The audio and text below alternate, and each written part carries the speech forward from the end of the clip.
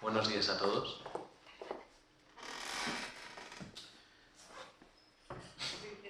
Vale. Sigo, muchas gracias a los presentes, muchas gracias al peronista mayor, Juan Carlos García de Polavieja, por esta invitación, a mi querida Marta, lorquiana de raza, como han visto, mujer apasionada por la vida, por la radio, por el teatro, por la poesía y por Lorca, y también por Perón, afortunadamente. Bueno, es un placer especial estar aquí, porque les voy a hablar de una serie de redes, de retales, de hilos, muchos de ellos teatrales, que se entrelazan en esta bella historia que han visto en el documental. Y una, muy indirecta, me mete a mí también aquí, porque resulta que yo soy Julio Vélez Jr. y mi padre, Julio Vélez Senior, Julio Vélez Novera, era muy amigo de Caballero Bonal. De hecho, tengo varias fotografías y varios recuerdos con Caballero Bonal de crío. Yo veraneado siempre, bueno, aunque no se me nota con este acento que tengo, yo soy de Morón de la Frontera. En fin, me nacieron en Sevilla por aquello de tener orgullo andaluz, y que mis padres pudieran decir que el primogénito seguía siendo andaluz, ¿no? Al mes y pico me llevaron a Madrid, aquello no sé qué, pero bueno, me ha quedado muchos veraneos en Cádiz, porque como buen sevillano veraneo en Cádiz, y muchas estancias en Sevilla, ¿no? Y estancias también en Cádiz con Caballero, con José Ramón Ripoll, con Jesús Fernández Palacios y con toda esta gente maravillosa de la revista Atlántica de Poesía. Yo soy catedrático en la Complutense, estuve mucho tiempo por ahí en Estados Unidos y bueno, conocí por ahí a distintas personas, y en realidad mi área de especialización es el mundo del teatro. Entonces les voy a comentar fundamentalmente, me voy a centrar en los aspectos teatrales de estos hilos que se ven dentro de esta maleta, que es una maleta de documentos, pero también es una maleta con ropa, es una maleta con retales, es una maleta con madejas, y estas son madejas simbólicas, metafóricas, preciosas, que se ven a lo largo del documental. Yo soy el reflejo de un reflejo. Una de las mejores definiciones de lo que es España también aparece aquí. Un chalet sobre una fosa, que es estremecedor. Yo creo que en realidad el mito lorquiano, y aquí hablamos más del mito de Lorca que de la persona, el mito lorquiano, el mito del asesinato, todo lo que hay alrededor de ello, nos toca, porque nos explica lo que somos, ¿no? Y vamos a ver cómo en algunas ocasiones estos hilos se entrelazan de tal manera que en estas urdimbres, en este caso voy a centrar solamente en las teatrales, del teatro La Maneta de Perón, pues nos muestran un tapiz complejo, amplio, interesantísimo, en el que bueno, se nos dicen cosas del estilo de que uno, aunque nos hayamos cruzado en este lugar, en esa madrugada, aunque seas la última persona que haya conocido antes de morir, podrás mirar a tus hijos y decirles: yo salvo esos libros que lees en el colegio. Esto le dará un sentido. Estoy citando a uno de los últimos retales de esta maleta, que es Alberto Conejero, quien escribe una obra preciosa llamada La Piedra Oscura, sobre otra de las maletas que tienen lugar alrededor del mito lorquiano, y en el que, como les explicaré, con el que está hablando alrededor de esta misma maleta. Esta maleta, aunque lo deja bastante claro el documental, muchos de los descubrimientos de Agustín Penón, citos en esta famosa maleta, el encuentro con el enterrador de los infortunados que acompañaron al poeta en su martirio, y esta es otra idea importante, la del poeta mártir, que me parece muy pronto, conformando este mito lorquiano. El maestro nacional Dioscoro Galindo, los dos banderilleros,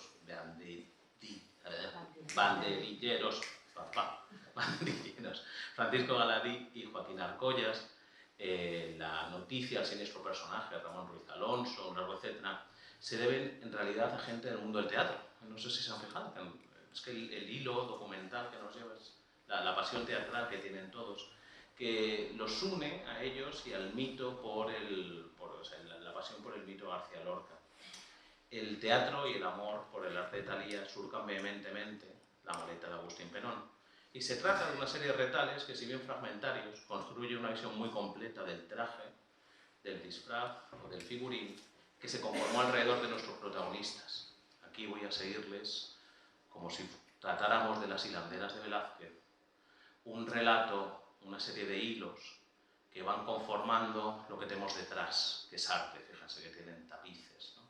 Las hilanderas del tiempo, las hilanderas de los hilos narrativos van conformándose hasta hacer lo que nos queda detrás, que no es más que este señor mirándonos. El primer hilo es el de Agustín Penón. En Miedo, Olvido y Fantasía se deja claro que su obsesión lorquiano lo persiguió durante toda la vida. Deja claro en el tercero de los capítulos un asesinato que recuerda que ya en septiembre del 33, como antes nos ha explicado Juan Carlos, ya se supo en Barcelona la muerte de Federico y que esta obsesión le siguió luego en Costa Rica, que continuó en Nueva York, que volvió a Costa Rica, ¿no? En realidad el mito, y aquí, por favor, no lo estoy intentando banalizar, cuando hablo del mito Lorca, lo que me refiero es a tratar el fenómeno lorquiano tras su muerte de una manera relativamente neutra, científica y académica, ¿no? El mito del Lorca mártir, y hasta hay estudios sobre esto, Lorca mártir y heterodoxo, habían sido importantes como aparato de propaganda en la Guerra Civil Española. Esto es indudable. Múltiples de los trabajos que se hicieron en el segundo Congreso de Escritores Antifascistas en el 37 van alrededor de esta noción. El mero hecho de que se ponga en escena Mariana Pineda va también alrededor de este hecho. No obstante, hay un momento de apagamiento de este mito que va a resurgir a finales de los años 40.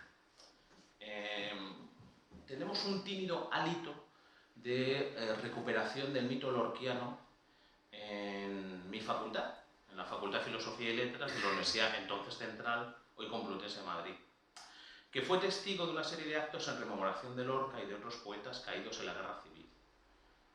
Queda memoria de aquello en una novela llamada Otros hombres, de Manuel Lamana, de 1950, y quizá en una película que hayan visto, se llama Los años bárbaros, de Fernando Corón, donde se ve a dos personas, el hijo de Sánchez Albornoz, Nicolás Sánchez Albornoz, y el propio Lamana, los dos hijos de significados republicanos, que pintan, todavía hoy se ve por la tarde, que pintan en la parte trasera de la Facultad de Filosofía y Letras, donde tenía que haberse puesto en escena por primera vez la primera obra de La Barraca.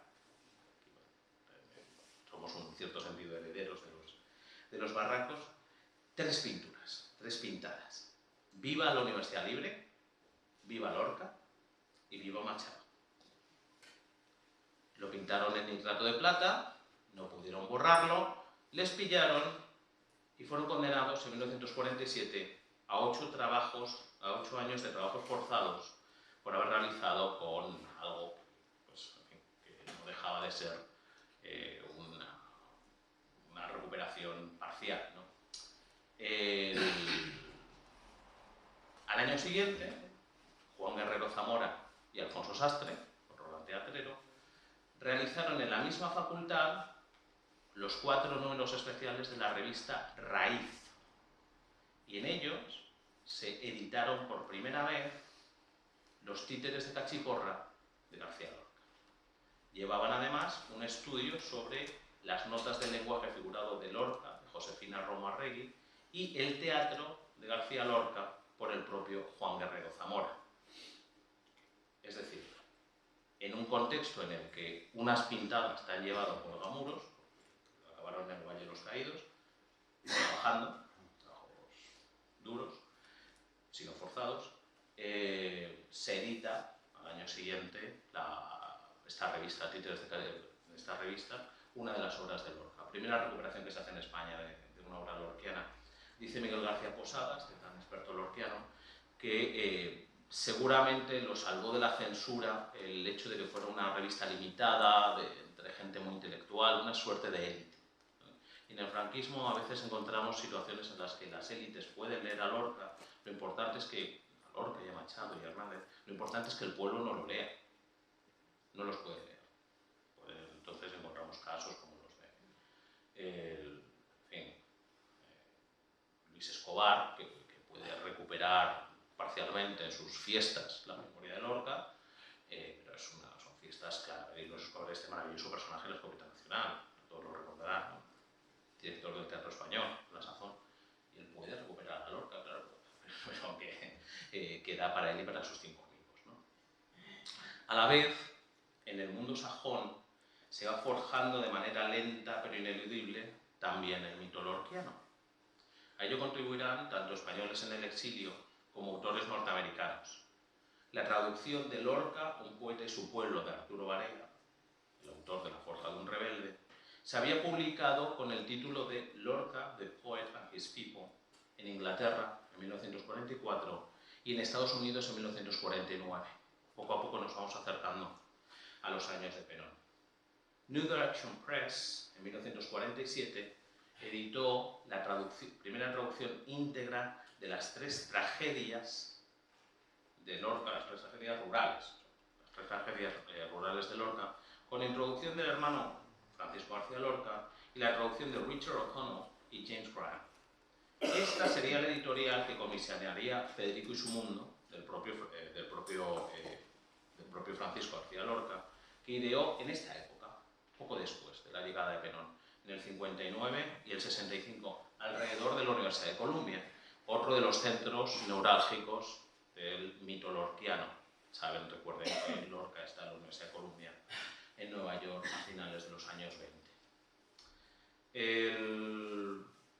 Una de las razones por las que se recupera el teatro lorquiano es porque sistemáticamente se dice que el teatro de Lorca es la mejor manera de explicar lo que es España. Y voy a introducir del inglés. No hay otro teatro que incorpore más profundamente el teatro español que el de Lorca, porque es capaz de entrever los personajes, las esperanzas, las creencias y los sueños de la gente de su país. Para Francisco, Lorca, el teatro de Lorca, es capaz de incorporar la esencia del país. Y esto es uno de los hilos narrativos fundamentales del Lorca pensador. Una de las grandes, yo creo, de lo que tiene que ser una de las grandes recuperaciones del Lorca en estos tiempos debe ser el Lorca que va más allá de la dramaturgia y el Lorca poeta. El Lorca pensador, el Lorca crítico literario tiene una finura de análisis que es extraordinaria. En la fundación, en el discurso que da en lo que será mi facultad, dirá esto del teatro español.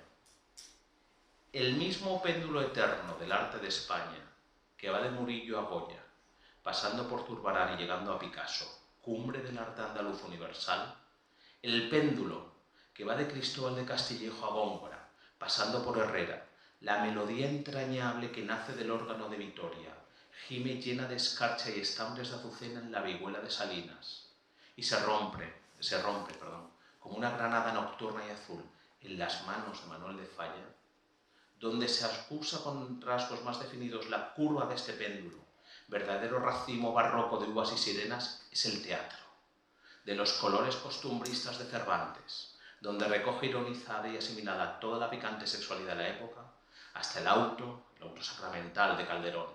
Está todo el ámbito de la escena y todas las posibilidades teatrales, habidas y por haber. Lorca resume en el teatro la esencia de España y por eso le interesa el teatro fundamentalmente. A la hora de poner en escena los clásicos en esa aventura teatral que hemos recogido tantos años después, esa aventura de la Barraca, cara de la Segunda República, con ayuda de Fernando de los Ríos, lo que intenta es recuperar el espíritu de España. También pudo tener influencia en el viaje esto de aquí. La difusión de la traducción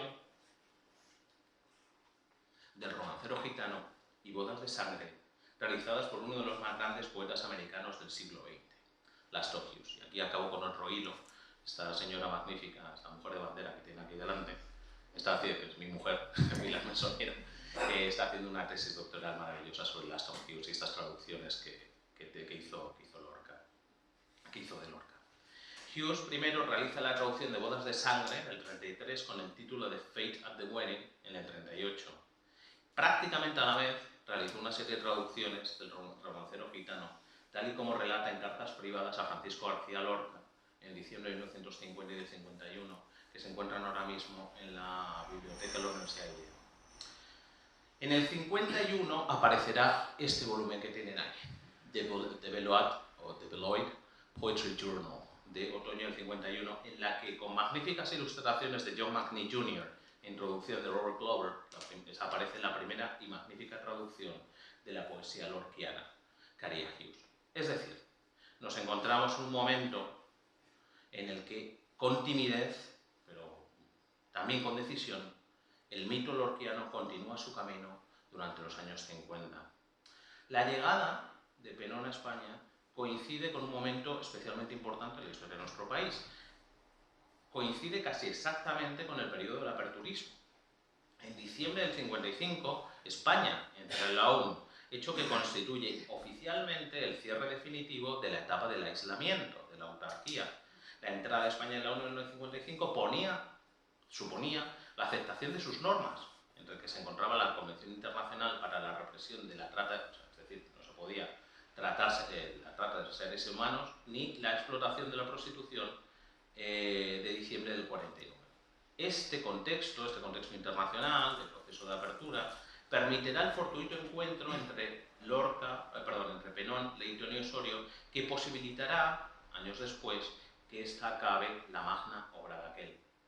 Este signo de los tiempos aparece relatado también en el libro, en Miedo, Olvido y Fantasía, cuando Agustín Penón se encuentra con el hermano de Luis Rosales, el famoso José Rosales Pepiniqui, ¿no? Que en el brindis se dice claramente que Penón simboliza en su persona, y cito, un signo de nuestros tiempos, la creciente amistad demasiado tiempo rechazada entre España y América. Este es el contexto específico que permite que Penón se encuentre aquí. El siguiente hilo no es un hilo, es el joyel, el lugar donde se encuentran todos los hilos. En este caso es William Leyton, la cajita, ¿no? La cajita de los hilos. Leyton es la cajita donde se guardan todos los hilos de la maleta. William, el Bau de las cartas de Penón, es el principal introductor de la técnica de Meissner, una derivación particular del método Stanislavski contrapuesta al método de enseñanza de Lee Strasberg. Lo fundamental de este caso es que Osorio durante toda su vida va a recordar las clases que tiene con Leyton. Y Leyton es un grande. Cuando hablamos de Leyton estamos hablando de uno de los grandes teatreros del siglo XX. Viendo esto desde el punto de vista de la literatura dramática, pues uno puede pensar en Lorca, en Valle, en Buero y demás. Viéndolo con el arte, o sea, el teatro como una arte escénica, Leyton tiene que estar entre estos. Fundamentalmente porque es el padre de una técnica dramática que continúa hoy día. Y acabando con otro de los hilos, es decir, con el chico que hace la pregunta a lo que es la vida. El chico que hace la pregunta a la profesora, a Paca Ojea, sobre Leyton, es estudiante mío. Ahora tiene casi 40 años, pero el hombre parece un chavalín, ¿no? Sergio Vadillo, o sea, magnífico director de escena, y es la persona además que hizo la reconstrucción que hicimos de la barraca del auto sacramental de la vida sola. Es el director de esa obra. O sea, lo que es la vida, ¿no? Poco a poco las urdimbres nos van llevando a todos, ¿no? Leyton se formó como actor en la Academia Americana de Londres y se interesó en el teatro europeo en un viaje a Londres con su amigo Thornton Wilder, ¿vale? Que también va a aparecer en la maleta. A su regreso a los Estados Unidos, se unió al American Theatre Wing en Nueva York y estuvo en Nueva York durante todos los años 50, ¿no? Después de este contacto que tendrá con Penón, se va a trasladar a España, ¿no? En Madrid, en 1960, pues creará el Teatro Estudio de Madrid, el Teatro Experimental Independiente y otros proyectos continuadores como el Local del Pequeño Teatro, el Teatro Estable Castellano y el Instituto del Teatro, o Institut del Teatre de Barcelona, de la mano de Germán Bonín. ¿Vale? Estrenó obras, introdujo obras de teatro norteamericano que hasta entonces no se habían visto. Metió en España Historia del Zoo, que es su obra, digamos, fetiche, que hace en 1963, en el 71, en el 91, se vendría posteriormente en el 2, de Edward Albee, La Noche de Reyes, Amantes Vencedores y Vencidos, Harold Pinter, obras de Schiller, obras de Jouvet, es decir, un gran renovador de la escena. Los distintos actores y actrices que han pasado por el laboratorio de teatro de William Layton marcarán la escena contemporánea. Julieta Serrano, Ana Duato, Ana Belén, Enriqueta Carballeira, Alfonso Lara, Nancy Inri, Miguel Bardén, Paco Algora, Carlos Hipólito y Marta Osorio.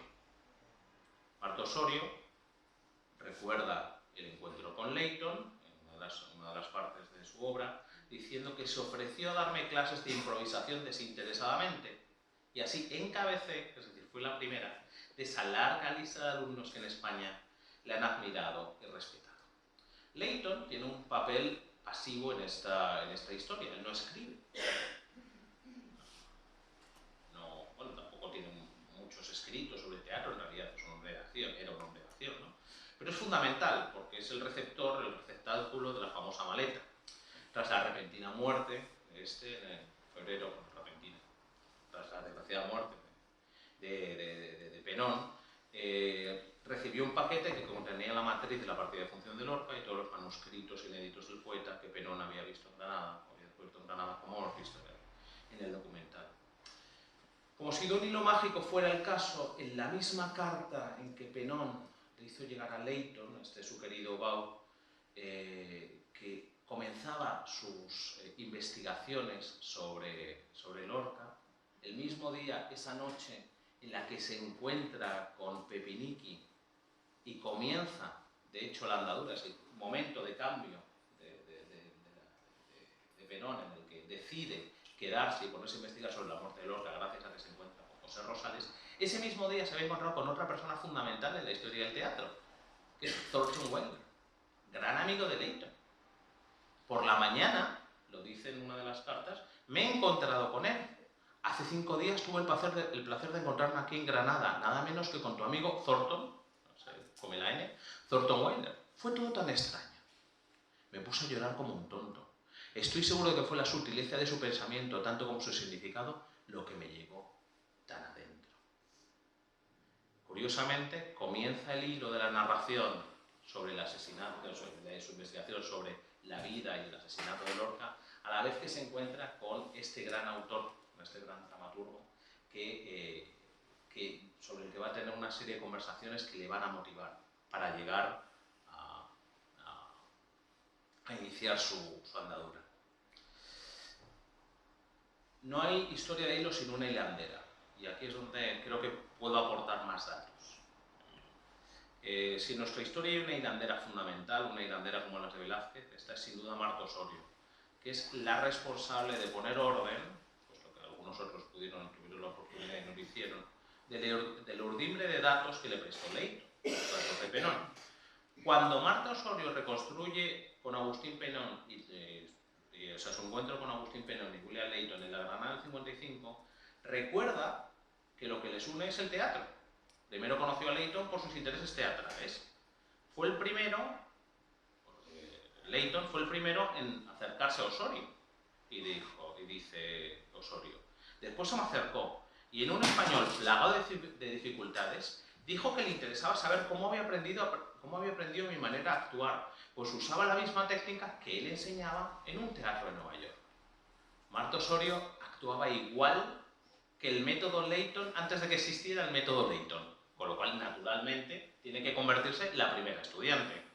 Osorio salía de ensayar, esto es muy importante, una Celestina en Granada.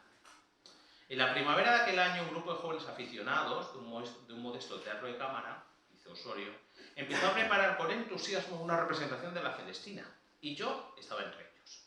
Merece la pena detenerse un poquito en esta puesta en escena. El incipiente aperturismo es importante para este contexto. Luis de Vicente recoge la noticia en el ABC de un ciclo teatral y próximo homenaje a Benavente en Granada, donde se va a poner en escena el contexto de las fiestas del Corpus en el Palacio de Carlos V, en la Alhambra, la Londra de Anuín, los intereses creados de Benavente, un auto de Calderón, el pleito matrimonial del cuerpo y el alma, delante de la fachada de la catedral. Estas representaciones van a ser complementadas con esta Celestina, que no se pondrá nunca en escena.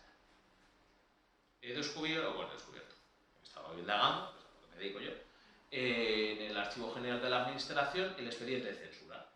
Y tenemos el expediente de censura de esta obra. La propia Marta Osorio, muchos años después, hablará sobre esto. En realidad, es importante este año. La principal especialista sobre la historia de la puesta en escena de la Celestina, que se llama María Bastianes, dice que sin duda el año 55 constituyó un punto de inflexión en la vida escénica de la obra de Rojas, porque a partir de entonces comienza a aparecer con frecuencia en las tablas de España, como consecuencia de una serie de cambios que se están produciendo en la esfera social, es decir, este aperturismo. Este aperturismo va a llegar incluso a la puesta en escena de los clásicos, ¿no? La Celestina pasará poco a poco de una posición periférica dentro del canon escénico, nadie ponía a la Celestina antes, hasta una posición central. Fundamentalmente porque Luis Escobar seguirá. Luis Escobar es muy claramente en este momento.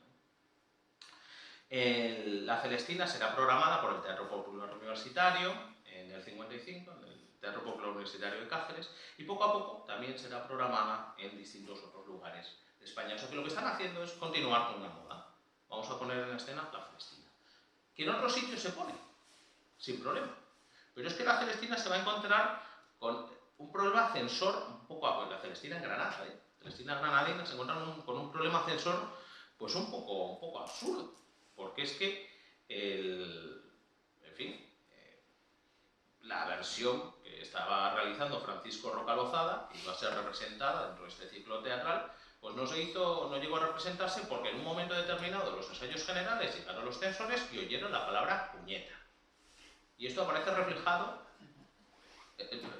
Por cierto, si tienen algún momento, yo les recomiendo que vayan al Archivo General de la Administración a ver los documentos de la censura, porque es una historia, son historias fascinantes. ¿Cómo se pueden leer de manera tan rara cosas tan extrañas? Porque es que los censores, hay censores con una lectura finísima, y hay otros que son una banda de... Es impresionante que tuvieran esa labor. Hay una explicación oficial dentro del documento, que es que dice que el grupo no envió la solicitud de autorización a la Dirección General de Cinematografía y Teatro para su aprobación, por lo que tuvo que ser suspendida. Pues en realidad no. En realidad en el documento lo que aparece es que un grupo de directivos pasaba mientras uno de los diálogos, y dice en el documento, chispeantes y llenos de intención entre Celestina y Pármeno, estaban marcados por una palabra que dice la propia Osorio: puñeta. Esta inocente, incluso pacata intervención, llevó a esta desgraciada consecuencia. Años después, Marta Osorio reconstruirá en el Ideal de Granada la situación.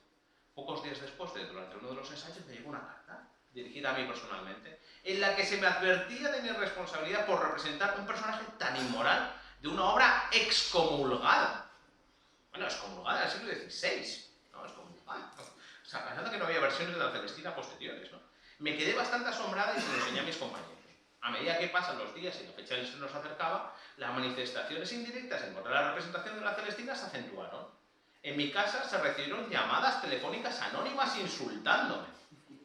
En el colegio de religiosas, donde la joven que hacía de Melibea, Esperanza Clavera, aún asistía a clase de la que yo había sido alumna, se celebraron oraciones especiales por nosotras. Bueno, una de las maravillas de este libro, aparte de la búsqueda lorquiana, que es fascinante, es la descripción de la sociedad de la España general, España granadina, España de provincias, de los años 50. Porque nos vemos un mundo en el que hay elementos de modernidad que tímidamente van va saliendo y asomándose en unos sitios y en otros, y en general un plomo pacato, gris, que sobrepasa todo, ¿no? La situación comenzó a hacerse insostenible y poco a poco la presión social llegó a afectar a la obra. En un momento determinado, el gobernador civil, me he molestado en buscar los nombres de esas personas, Servando Fernández Victorio Camps, el arzobispo de Granada, Rafael García y García de Castro, el rector de la universidad, Luis Sánchez Algesta, y el alcalde, Manuel Solá Rodríguez Bolívar, subieron hasta el Palacio Carlos V para comunicarnos que la representación quedaba perdida. La noticia salió en el periódico Ideal del 55, porque el 19 de junio del 55 la representación de la Celestina queda suspendida por graves reparos de orden moral. Afortunadamente la carrera teatral de Marta Osorio no acabó aquí. En el Centro de Documentación de las Artes Escénicas y de la Música tenemos bastantes datos sobre qué es lo que hizo en los años 50 y la encontramos en varios sitios. Sabemos que en marzo del 57 el Teatro Universitario de Cámara de Granada pedirá de nuevo autorización para representar otra vez la Celestina, y que en este caso se le concedió. Pero no porque fuera la Celestina, sino porque era un poema de Guillén basado en la Celestina. Y ahí ya hubo menos problemas. El director de la obra continuará trabajando con lo más granado del sistema teatral del 20 a lo largo de una dilatadísima experiencia que le lleva de 1961 a 2001 con fundamentalmente clásicos españoles y algunos autores modernos extranjeros, ¿vale? Al final acabará haciendo teatro comercial en los años 80 y 90, con Lina Morgan, María José Cantudo, etc. La propia Marta Osorio continuará, estaba hablando hasta entonces del director de la obra, la propia Marta Osorio continuará con bastantes actuaciones, sobre todo en la década finales de los 50 y principios de los 60. El 29 de abril del 59 estrenó en la sala principal del Teatro Español El Teatrito de Don Ramón, de José Martín Recuerda, otro autor que tendrá problemas con la censura posteriormente. En el mismo año La vida en un hilo, de Edgar Neville. Con ese mismo equipo estrenó La boda de la chica, de Alfonso Paso, en el 60, y de aquí tenemos una imagen de ella. La ven ahí, en la lateral izquierda. Ahí está, ¿vale? Es la única imagen de la Marta Osorio actriz que he logrado, seguro que más, pero que he logrado recuperar en los archivos del Centro de Documentación de las Artes Escénicas. En el 62 hará Hombre Nuevo, de José María Pemán, con la dirección de Luis Escobar y la escenografía de Emilio Burgos, y luego pues, algunas actuaciones un poco más esporádicas en el 64 al 68, que hará cosas de Strindberg, Sonata de Espectros y El Pelícano, ¿no? Hay otro documento que he rescatado que marca, que yo creo que nos indica también otros matices del personaje, también de los archivos de la censura. En este caso es el estreno de Oración, que es el estreno en mimodrama, es decir, en teatro gestual, no de palabra, de Oración, una obra de Fernando Arrabal, que va a tener también problemas censorios. Tendrá lugar el 25 de febrero del 60 con dirección de Horacio Vázquez Vela. Lo interesante de esta obra es que aquí se cruzan los caminos de Marta Osorio con Josefina Sánchez Pedrero, la directora del Pequeño Teatro Dido, que es la principal responsable. El Pequeño Teatro Dido es la principal responsable de la introducción del teatro del absurdo en España. Primera persona que mete obras de Beckett en España es esta pequeñísima compañía. Beckett luego introducirá también a los Angry Young Men, a los jóvenes airados, la generación de John Osborne y más. Es decir, es uno de los centros de innovación teatral de la segunda mitad del siglo XX, los años 60 y 70, cuando se hacía muy poco. Aquí encontramos, ¿no? Dido, el Pequeño Teatro Dido, pidió el permiso de representación censoria para Oración en el febrero del 60, y ahí tenemos el encuentro con otro de estos censores, José María Cano, que no ve problema. Entonces un censor de estos que lee bien, ¿no? Y claro, pues, al final sabemos que oración, no sé si lo han visto, pero oración es una oración un poco irreverente, como todo lo que hace Fernando Arrabal, pero una oración. Entonces no tenía problemas de carácter teológico por detrás, ¿no? El fin es bueno, dice.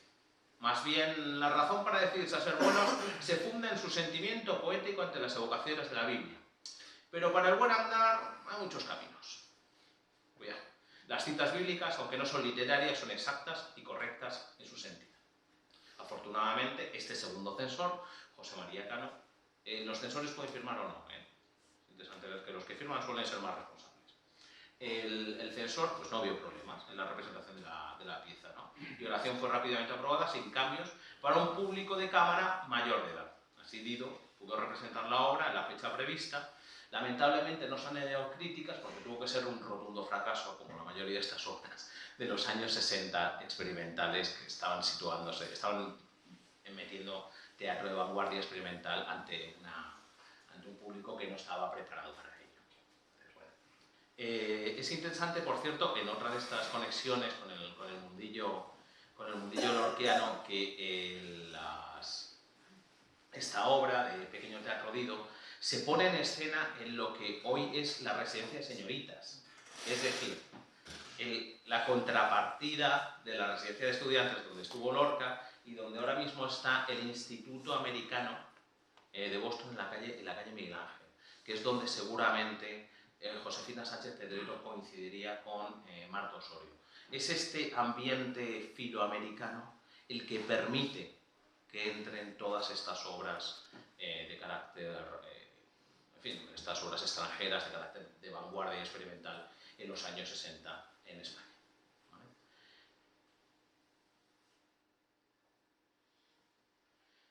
Encontramos un siguiente hilo, una madeja negra, una suerte de hilo negro en otras reconstrucciones contemporáneas, literarias, que tenemos de La Maneta de Penón. Esta es una de las derivadas más interesantes, yo creo, de lo que podemos considerar el mito lorquiano en la actualidad. No sé si han tenido la ocasión de ir a verla. La piedra oscura de Alberto Conejero, prefiero.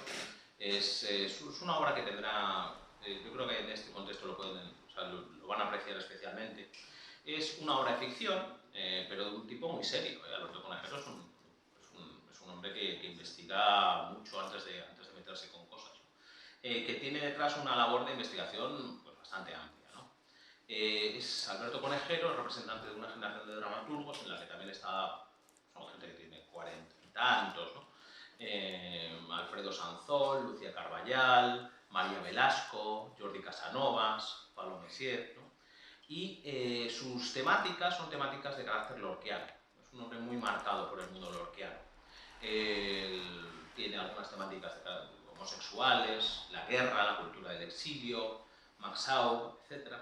Y va a tocar en varias ocasiones a Lorca. En primer lugar, en Retablo de Peregrinos, que es un montaje precisamente hecho para la versión anterior de lo que estamos haciendo ahora con la barraca.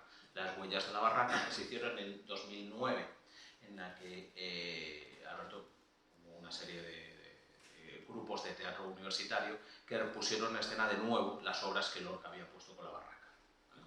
Y allí Alberto Conejero hizo Retablo de Peregrinos, que es un montaje creado a partir de textos de Lorca, de Valle Inclán y de Jacinto Alonso Maluenda.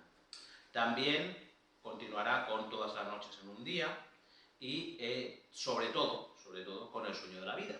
El sueño de la vida continúa, es la segunda parte de la comedia sin título de Lorca, que editará mi amigo y compañero Emilio Peral para Carrera hace unos años, y que se estrenó con bastante éxito. Es decir, la obra, la principal obra perdida de Lorca, pues este caballero la continuará. La piedra oscura no habla de Penón, habla de Rafael Rodríguez Rampún, el secretario albacea y último amor, se supone, de Federico García Lorca, frente a un joven, un soldado mucho más joven que él, un falangista llamado Sebastián. A lo largo de esta trágica noche, la narración de las dos Españas, lo que viene por detrás, se van uniendo, ¿no? Y van acercando sus posturas. En un principio son dos hombres con una vida antitética y poco a poco, a través del diálogo, de la comunicación, pues sale a la luz pues, sus miedos, sus culpas, sus anhelos, hasta el punto de cambiar radicalmente su relación, que se convierte en algo pues, mucho más íntimo. Y al final hay un abrazo con Suspiros de España de fondo, que es una de las bandas sonoras de la reconciliación, de las reconstrucciones de la reconciliación de la Guerra Civil, ¿no? El momento culmen de la obra es precisamente cuando Rafael deja a Sebastián como legatario de una serie de papeles que se han de entregar a Modesto Higueras. La escena de explicación es muy bonita. Sebastián, ¿erais amigos? Sí, en cierto modo. Lo escuchamos en la radio una vez. A mi madre le gustó su voz y lo que recitaba. Y dijo, qué pena que sea así. ¿Así? Así, rojo, me imagino. Él no estaba metido en la política, no tenía que haberle matado. Pero en la guerra... Escúchame, él me dejó una cosa a mi cargo. Algo que no puede perderse. No entiendo. ¿Quieres que encuentre a tu hermana y le diga dónde está? No, no, a mi hermana no. Entonces, a un amigo. Uno de los actores, Modesto Higueras. Mi hermana no lo entenderá. Son papeles, cosas nuestras, cartas, documentos, hay unos discos de gramófono.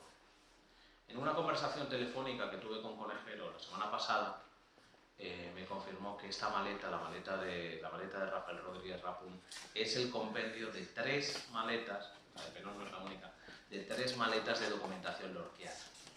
La maleta de Penón, la maleta de Camis y la maleta de Martínez Nadal.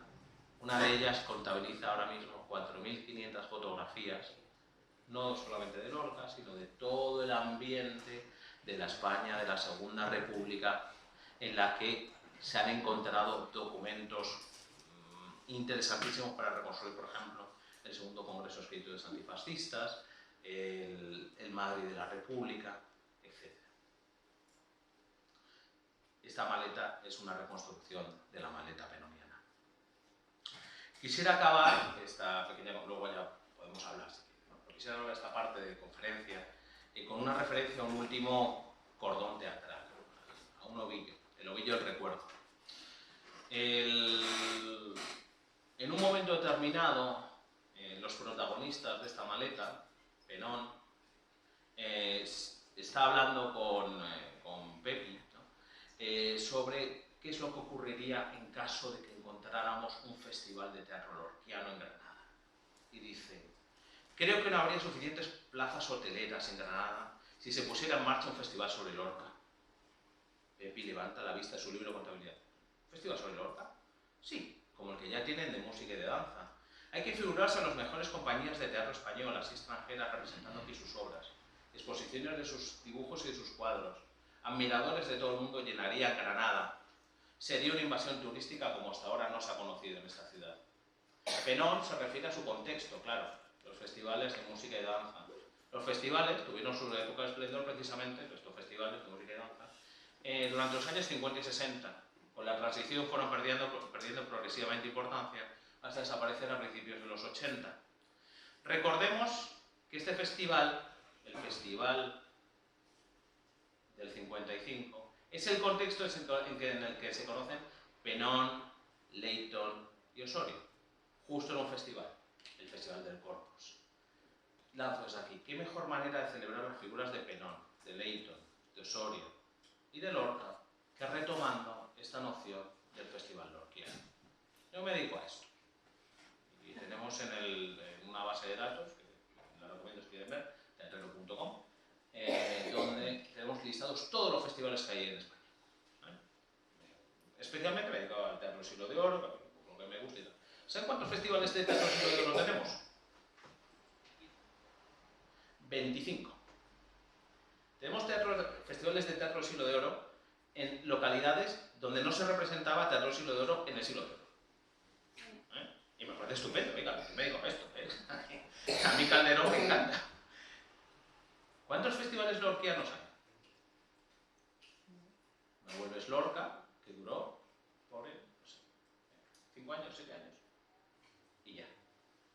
El segundo gran, o el primero, como lo queramos ver, repositorio teatral que hay en la historia del teatro español es la Edad de Plata.